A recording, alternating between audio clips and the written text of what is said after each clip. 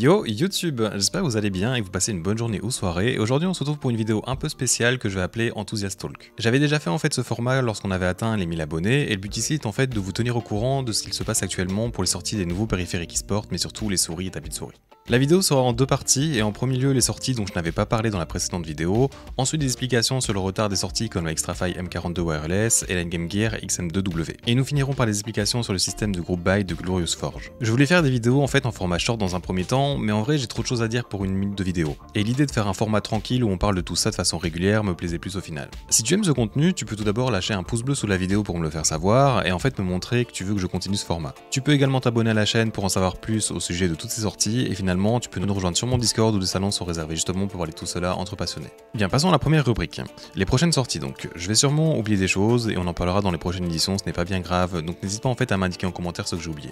Tout d'abord, nous avons le tapis de souris avec revêtement en verre sorti par la marque Vancer. Je vous avais déjà parlé de leur prochaine souris dans la première vidéo et je devrais normalement recevoir le tapis bientôt car ils ont bien voulu me l'envoyer en avance. J'ai hâte de voir où il se situe comparé à un artisan Shidenkai ou un eSport Tiger ou Xong 2 et c'est clairement le genre de tapis que j'aime beaucoup personnellement en termes de ressenti. Ensuite, il y a eu plusieurs leaks concernant la prochaine sortie de Razer qui ne sera non pas la Viper Mini V2 Pro, désolé pour ceux qui l'attendent, mais ce sera normalement la Basilix V3 Pro dont on a eu quelques leaks ou alors la Descender V2 Pro avec une forme un peu différente qui a été aperçue ces différents jours pro en tournoi. Du côté Glorious, nous avons la fin du groupe buy sur la modèle O Pro qui s'est terminée et le modèle One Pro a été annoncé une semaine plus tard.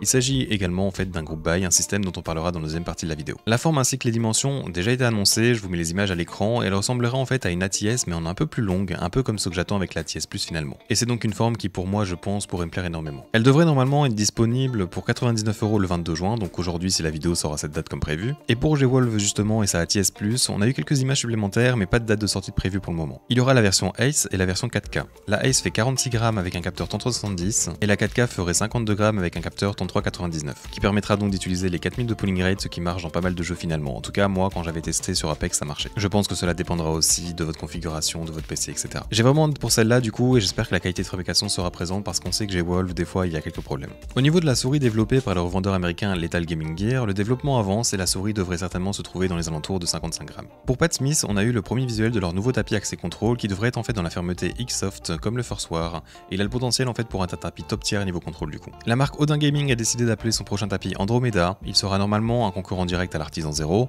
et sera disponible en fait en trois formats. Un XL de 49 sur 42 cm, un XL carré de 50 sur 50 et un format XXL de 1000 sur 500. Trois très bonnes tailles donc et prévues pour août. Et dernièrement pour Vaxi, il semblerait que le lancement de leur souris symétrique soit imminent et leur souris sans fil pour la fin d'année. Ils insistent cependant qu'il ne faudra pas s'attendre à avoir des souris plus légères que ce qu'ils font actuellement pour le futur.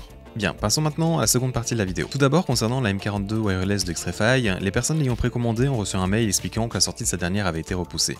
La raison a d'abord été un retard pour les livraisons internationales, mais après ce délai, ils ont en fait remarqué que la cargaison qu'ils avaient reçue avait été endommagée et ils ne peuvent donc pas vendre ces copies. Ils ont donc passé une nouvelle commande, elle devrait arriver normalement pour juillet. Pour toutes les personnes l'ayant précommandé, ils ont annoncé qu'ils ajouteront un Xtrfy GP4 noir pour dédommager en fait de l'attente supplémentaire. Ensuite, deuxième coup dur, il s'agit du nouveau report de la sortie de la Game Gear XM2W, qui est donc la version sans fil de la XM1R. C'est en fait l'une des souris les plus attendues de toute la sphère e-sport. Ils ont écrit en fait un communiqué sur Twitter pour expliquer que leur souris ne sera pas disponible avant le troisième trimestre de 2022. Ils expliquent que le retard vient du fait que des fournisseurs externes n'ont pas respecté leur deadline, et cela même après un buffer pour accélérer les choses. Ce non-respect des dates a créé encore plus de délais supplémentaires au vu de ce qui se passe en Chine, et ce qui a reporté en fait la sortie prévue encore plus loin. Ils avaient quelques problèmes au niveau de leur test de l'électronique également, et ils pensaient pouvoir régler ça avec une mise à jour du logiciel, mais finalement ils ont plutôt dû changer des composants qui ont encore rajouté quelques semaines de délais supplémentaires. Ils précisent aussi que le temps passé sur la sortie de leur microphone n'a pas impacté le temps consacré à la XM1 2, car il s'agit en fait de deux termes différents pour deux projets différents. Ils finissent donc en s'excusant pour ce délai et ajoutent qu'il y aura quelque chose de supplémentaire à la souris pour récompenser les gens pour cette attente. Ils indiquent également que si vous ne voulez plus attendre, vous pouvez les contacter par mail si vous voulez vous retirer votre précommande et recevoir un remboursement.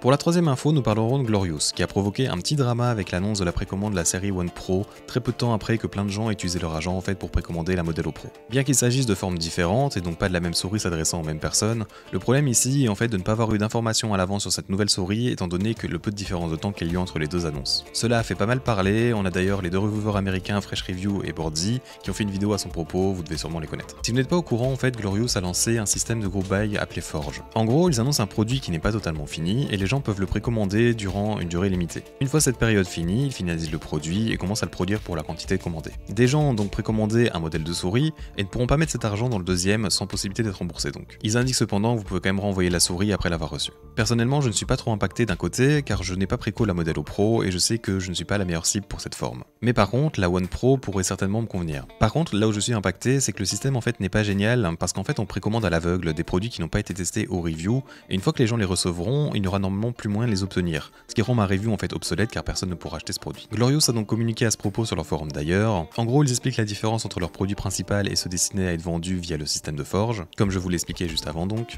Et je ne vais pas tout vous traduire, je vous mettrai les liens dans la description.